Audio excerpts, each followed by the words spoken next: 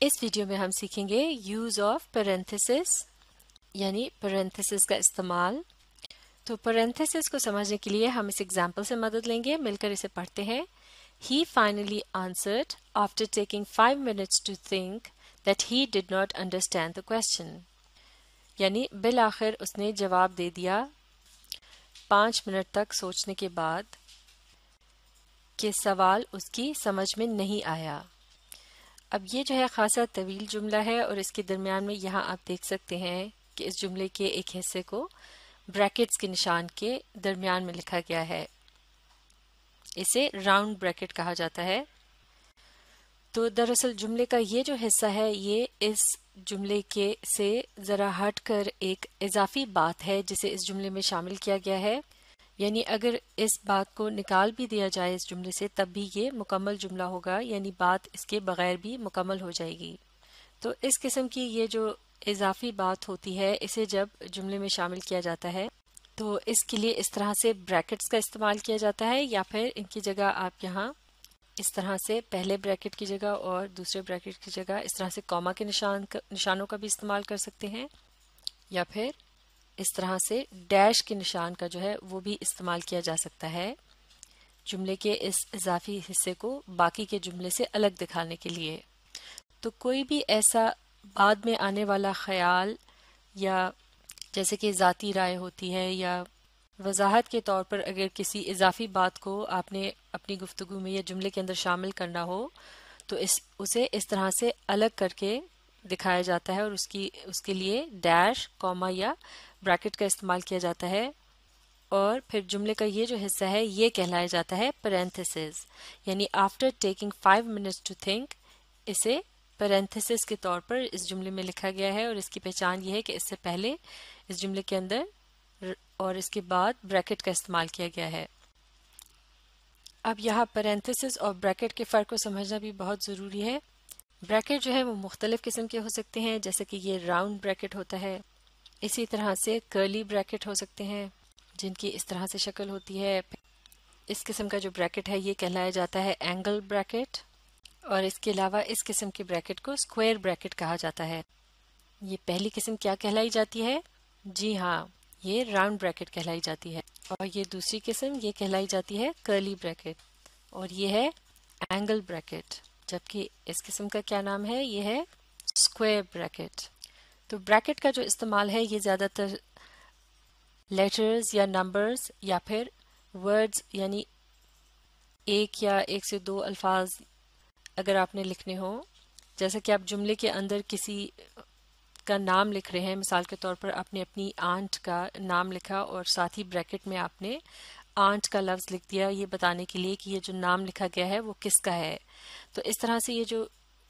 مختصر سی کوئی فریز ہو یا لفظ ہو کوئی، اور یا پھر اس طرح سے لیٹرز ہوں یا نمبرز وغیرہ ہوں، تو ان کے لیے اس طرح سے بریکٹ کا استعمال کیا جاتا ہے. جبکہ اس کے مقابلے میں پیرنتھیسس سے کیا مراد ہے؟ یہ ایک مکمل خیال یا جملے کی طرح سے ہوتا ہے، یا یہ جملے کا ایک حصہ بھی ہو سکتا ہے، لیکن یہ باقی کے جملے کی وضاحت کے طور پر ایک اضافی خیال یا اضافی بات ہوتی ہے جسے جملے میں شامل کرنے کی کوشش کی جاتی ہے. اور اس کے لیے جو نشان استعمال کیے جاتے ہیں وہ ہیں اس طرح سے آپ دیکھ سکتے ہیں ڈیش کا نشان یہاں استعمال کیا گیا ہے، اور اس کے درمیان آفٹر 5 منٹس یہ پیرنتھیسس میں لکھا گیا ہے. اسی طرح سے پیرنتھیسس سے پہلے اور بعد اس طرح سے کاماز کے نشان کا بھی استعمال کیا جا سکتا ہے، یا پھر پیرنتھیسس کو اس طرح سے بریکٹ کے اندر بھی لکھا جا سکتا ہے. تو پیرنتھیسس کو سمجھنے کے لیے یہ جو اگزامپل ہم نے استعمال کی تھی جس میں ہم نے پڑھا تھا he finally answered after taking 5 minutes to think that he did not understand the question، یعنی یہاں یہ بتایا جا رہا تھا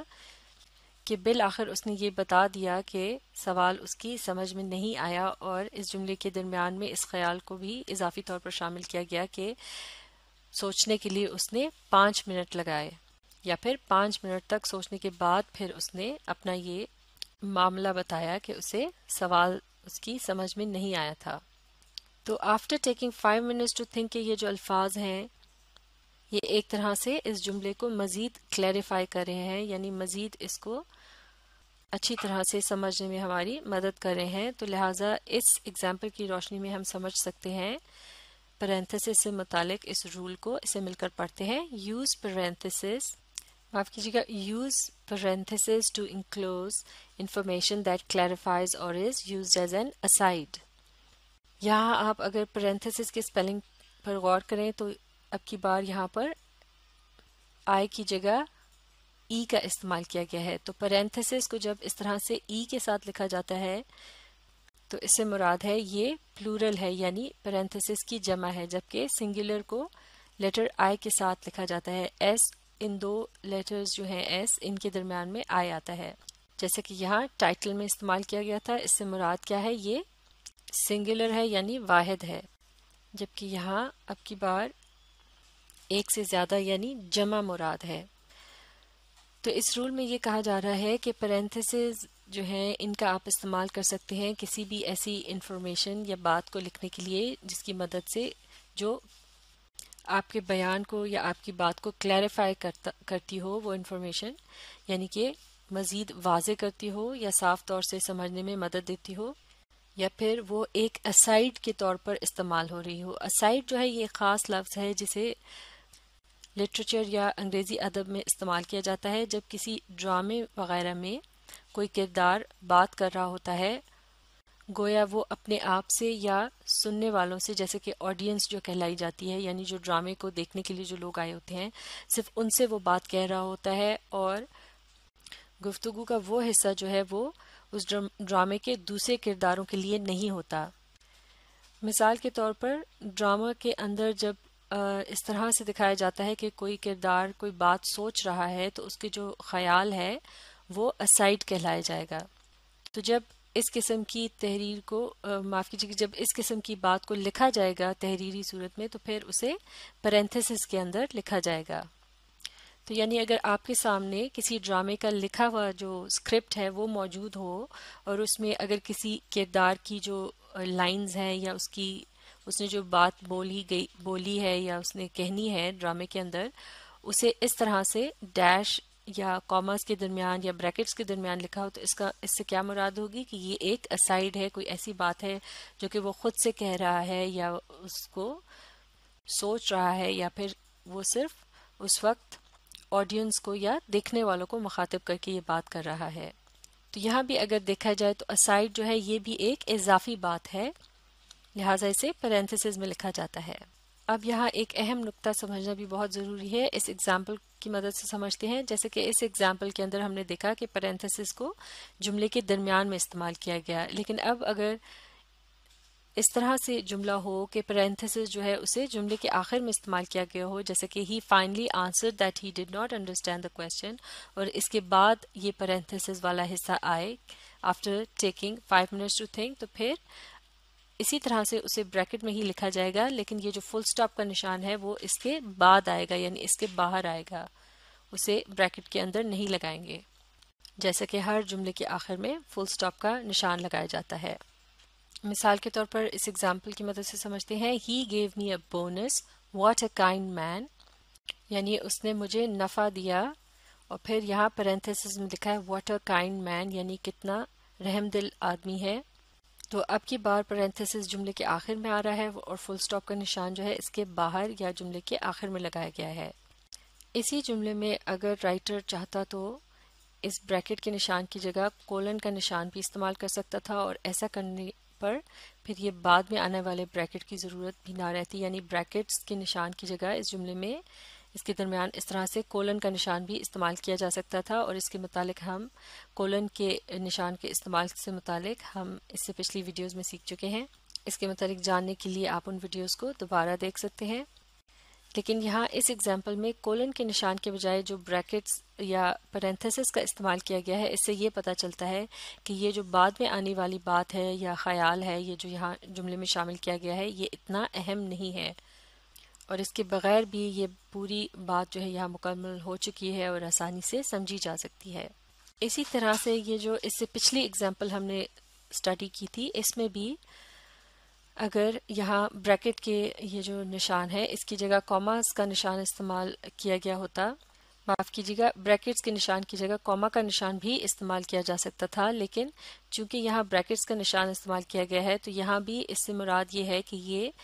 अब राइटर ये बताना चाह रहा है कि ये हिस्सा जो है पैरेंथेसिस वाला ये इतना अहम नहीं है, यानी ये एक किस्म की आफ्टर थॉट है या फिर बाद में आने वाला एक ख्याल।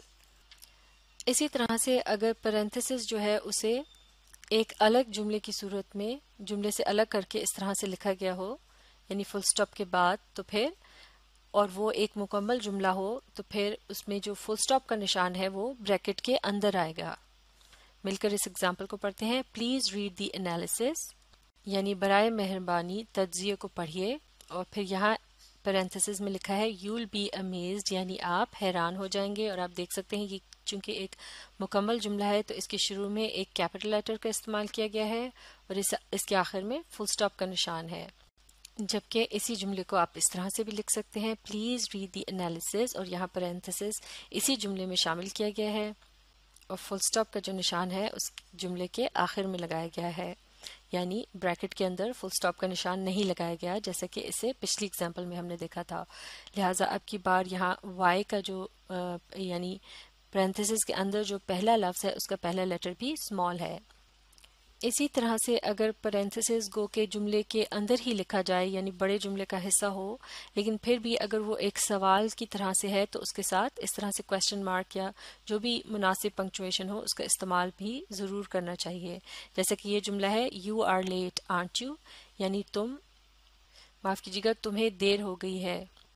क्या ऐसा नहीं है। तो इस वीडियो में हमने पैरेंथेसिस का इस्तेमाल सीखा। इसे अच्छी तरह से सीखने के लिए आप इस वीडियो को रिप्ले कीजिए और इसके साथ साथ पढ़ने, समझने और लिखकर प्रैक्टिस करने की कोशिश जारी रखिए। पैरेंथेसिस से मुतालिक चंद और अहम नुकात को हम अगली वीडियो में डिस्कस करेंगे।